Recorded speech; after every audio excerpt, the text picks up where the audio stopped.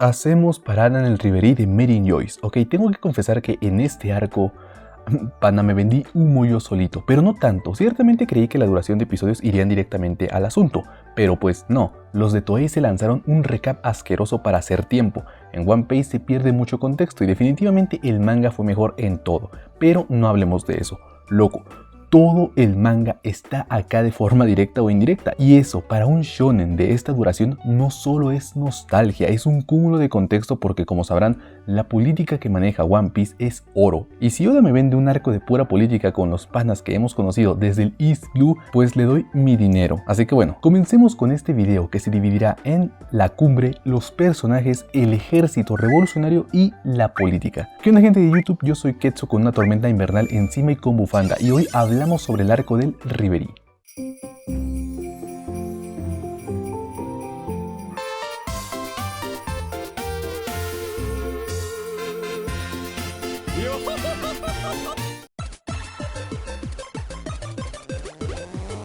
El Lively. Bueno, la verdad no sé cómo se diga. Ok, seguramente muchos estarán cansados del discurso en donde ponen a One Piece como algo con buena política. Y yo, ok, no lo haré del todo, principalmente porque como introducción, este Reverie me pareció algo sumamente fresco. O sea, ya conocíamos bien al archipiélago de Sabaody, y ver el escrutinio social ante un evento como este es buenísimo. Por ejemplo, es imperdible aquellas interacciones entre Rebecca y Koby, dos personajes que nunca se habían visto pero que tienen unas historias que contar, no solo con respecto a Luffy, que ya vamos a eso.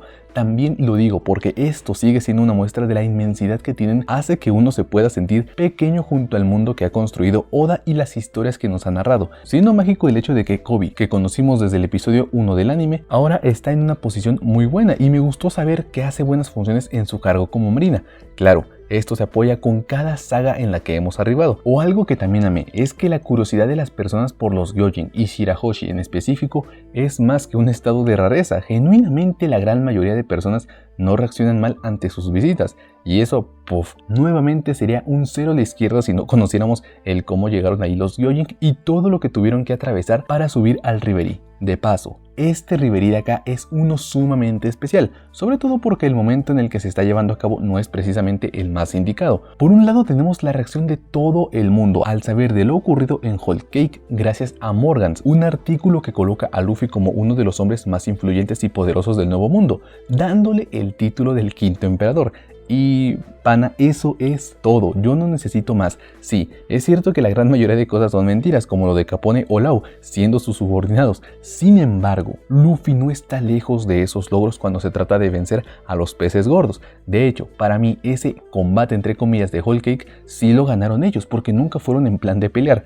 Obviamente esto hizo un eco increíble como siempre, en donde vemos otra vez a las personas desde el East Blue hasta Dressrosa, el cómo reciben la noticia, y las recompensas ni se diga. Creo que todas ellas están acorde a lo que merecen como piratas, y qué bueno que lo aumentaron tanto a la de Luffy. Ahora, como consecuencia, claro que esto iba a ser un tanto positivo como negativo, porque en Wano tenemos a Kaido maldiciendo a Luffy y Lau por haberle arruinado su tráfico de medusas, y al mismo tiempo está siendo retado por Big Mom, que no puede permitir que su nombre sea manchado de esta forma. Primera vez que la mujer dice algo con coherencia, y lo mejor es que todo lo hicieron en una línea abierta, básicamente retando a la marina a que intervengan si se atreven, sabiendo que Wano no es de su jurisdicción. Pero el problema de todo es que esto sucede a la par del Reverie, un sinónimo del desbalance mundial, y eso me encanta. Sin dudas, la era está a punto de cambiar, y ver cómo cada reino comienza a levantar su bandera a favor de Luffy hace que se me ponga la piel de gallina, y que conste que esto solo es el contexto. En la parte de los personajes, pues, ¿qué les puedo decir? Todos están acá. Sí, hasta Cureja, que la hizo de la doctora del barco de Dalton, o también Cobra de Arabasta, y hasta el mismo Smelty, que no recuerdo si así se llama. Y lo mismo que dijimos antes, este Royal Common nos permite ver las posturas que tiene cada uno sobre los sucesos del mundo, siendo de suma importancia cuando recordamos que son las personas que dirigen el mundo, o que lo dirigirán en el futuro, como lo fue Rebecca, Vivi e incluso Shirahoshi, que esto fue un show de Namis. Pero hasta ellas tuvieron anécdotas que contar con Luffy y compañía, y pana, hacer esta recapitulación se dice fácil, pero hablamos de que Arabasta ocurrió hace 700 y pico de episodios, así que o tu shonen se llama Hunter x Hunter o se llama One Piece, de lo contrario no funcionaría. Incluso yo amé cada bendita interacción que tuvo Garp con todos, desde Shirahoshi, que le habla con respeto por ser el abuelo de Luffy, hasta el resto de marinos, en donde nos contaron algo más sobre su pasado, incluso con el rey de Goa, que sigue siendo un paquete, pero paquete o no, este tipo es vital para el cierre de este arco a modo contextual, pero ya vamos a eso. Entonces, ¿qué se puede esperar de un evento que concentra a unas personas en Meeting Joyce para hablar de la política? Pues absolutamente todo. Viejo, ya dijimos antes que todo el contexto se presta para tener una reunión de horas y horas y horas, porque ahora no solo se trata de hablar de piratas, economía, tratados de paz o hasta el ejército revolucionario. Es que loco, acá está Fujitora y el otro almirante a hacer un despliegue de puro diálogo en donde ambos concuerdan que los Shichibukai ya no los ocupa nadie y el simple hecho de pronunciarlo en el Reverie será suficiente para hacer temblar al mundo. Y ya que hablamos de temblar, este suceso con los Tenryubito para mí tuvo un sabor agridulce. Sí, me gustó que todas esas personas pudieran sentir la impotencia de no ser libres, salvo claro aquellos que convivieron personalmente con Luffy. De hecho, el que usen a Shirahoshi nos da alto contenido porque no solo hace una retrospectiva con el incidente de Shabaodi, también le deja en claro al mundo que por más que ellos busquen y busquen algo para mejorar sus relaciones políticas, todavía queda alguien por encima de sus cabezas que puede destruir todo con tal de obtener lo que quieren. Esto para mí fue un potencial enorme para darnos algún diálogo, porque dude, si algo tienen los Gyojin bien presentes es todo el tema racial que han sufrido no por décadas, sino por siglos. Es evidente que Neptune iba a armar un alboroto, pero como bien dice, las buenas acciones y la compasión apremian tarde o temprano. Y con esto les digo que el asunto con el tipo de los dragones fue bestial. Loco, yo en la vida pensé que volveríamos a verlo, y mucho menos que nos dijeran que es un Don Quijote. Esto a mí me da una tonelada de más dudas, porque entonces esa familia, al igual que la Nefertari, tiene un código moral que de alguna forma han ido aprendiendo, como en este caso fue Mjosgard con Otohime. Pero la duda es, ¿de dónde es que el padre de Doffy tuvo esa misma revelación? Porque tengo entendido que las fechas no coinciden bajo ningún motivo, pero como sea, esto puede resolverse muy bien ahora que tenemos a un Tenryubito de nuestro lado. Ahora, si dije que me dejó con el sabor agridulce, es porque acá otra vez aparecen estos tipos del CP0, que ok, no tengo problemas con Stussy y los otros enmascarados, pero este tipo, Rob Lucci y Kaku son los mayores imbéciles que tiene la obra. Su tiempo y propósito ya lo tuvieron en Water 7. No veo motivo para ponerlos otra vez en este sitio. Es que desde Dressrosa, cuando me revelaron que estaban vivos, yo no estuve de acuerdo con Oda. Porque a ver, he visto a mucha gente defender a Lucci y Kaku, según esto porque ambos le dan un buen contexto al alcance del gobierno mundial, o que incluso tienen buenas historias, cuando no es cierto. Para empezar, Kaku no tiene nada más que el romance de 3 yenes en Water 7, y la historia de Lucci es de las más huecas que tiene todo One Piece, con diferencia, que ok, sirve para darle un rostro a la impunidad del gobierno. Entonces, lo que esa gente quiere decir es que Lucci es una idea circunstancial y contextual, algo que cualquier personaje e incluso un garabato puede hacer. Y para ejemplo les tengo este Paint. Este de aquí se llama Carmingo de Estacio. Nació pobre y sin familia en un reino que, al cometer una falta de respeto a un Tenryubito, fue eliminado por completo. La cosa es que Carmingo, en lugar de molestarse o odiar al gobierno, decidió unirse a ellos porque ese es un sinónimo del poder absoluto. Con el tiempo fue admitido en la agencia de inteligencia gubernamental, donde tras años de fealdad y logros ahora es el jefe de todos ellos. Pana, eso es Rob Lucci, un don nadie que tiene que vivir a base de la nostalgia que profesa la pelea más forzada y absurda de todo One Piece. De paso, a este punto de la trama, estos tipos no tienen algo que hacer contra los Mugiwaras. Papá, tenemos a Luffy Yonko, a un Zoro que tiene Super Armor, a un Sanji que ya superó en velocidad a Kizaru, otro pelele que anda por ahí, a una Nami con Zeus, tenemos a Dios, tenemos a un Cyborg que te liquida en un segundo, ya sea con su puño o con su rayo láser, al MVP de puro hueso que se hace los arcos él solito, y a un Gyojin que te puede destrozar sin tocar tu cuerpo. ¿Qué le van a hacer estos tipos a Nico Robin si ya cuenta con unos nakamas rotísimos? Y que conste que omití a toda su flota. Este era el momento de pasarle la batuta a otros miembros como Stussy, pero nah. Oda como siempre anota un golazo por fuera del área y luego se inventa un penalti absurdo. Y lo peor es que Lucci sigue teniendo la cara de hueleculos. No les sorprenda si este tipo se lleva el siguiente abogado del diablo.